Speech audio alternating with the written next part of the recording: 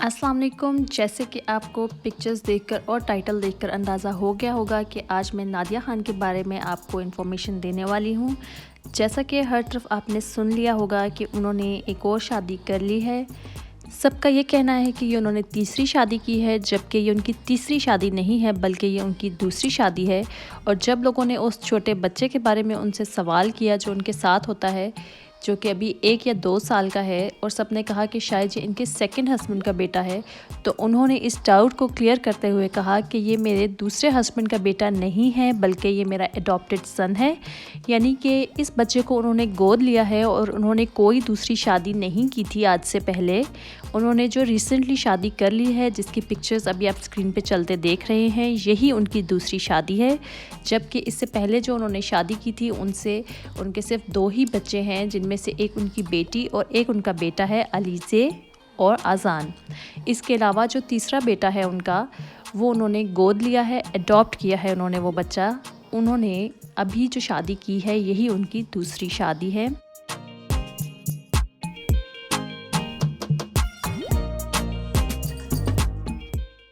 अपनी शादी पे वो बहुत ज़्यादा खुश नज़र आईं, जबकि उनका ये भी कहना था कि आज से पहले उनके ख़ानदान में ना ही तो किसी ने डाइवोर्स ली है और ना ही दूसरी शादी की है।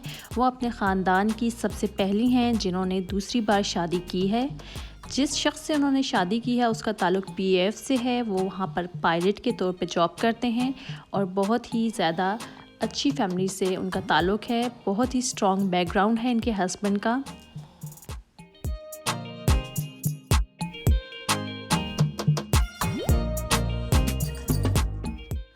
जबकि इनके हस्बैंड की ये पहली शादी है और इससे पहले उन्होंने कोई शादी नहीं की, और इन दोनों ने पसंद की शादी की है। ये लव मैरिज है इन दोनों की, और ये दोनों इस शादी से बहुत ज़्यादा खुश नज़र आ रहे हैं। जबकि इन्होंने अपने बच्चों को भी इस बात पे एग्री किया और उसके बाद इन्होंने शादी की है।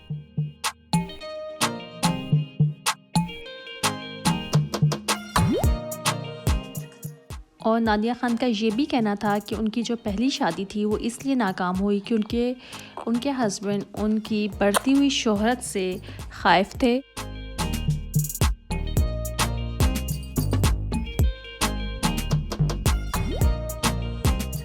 और इस तरह से वो इनसिक्योर फ़ील करते थे। आपस में इन लोगों की इसलिए नहीं बनी क्योंकि उनकी बढ़ती शोहरत की वजह से इनके हस्बैंड इनसे थोड़े से इनसिक्योर हो गए थे, और इसी वजह से इन दोनों के दरमियान में अलहदगी हो गई।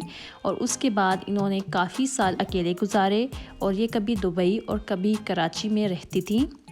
इनका ताल्लुक़ एक पठान फैमिली से है, लेकिन ये इस्लामाबाद में ज़्यादातर रही हैं। इसके अलावा जब से ये ज़्यादातर मीडिया में काम करने लगी तो ये फिर कराची शिफ्ट हो गई और उसके बाद दुबई चली गई थी। और अब नादिया ख़ान ज़्यादातर दुबई और कराची इन दोनों जगहों पे स्टे करती हैं, और इसके अलावा इस्लामाबाद में भी ये रह लेती हैं।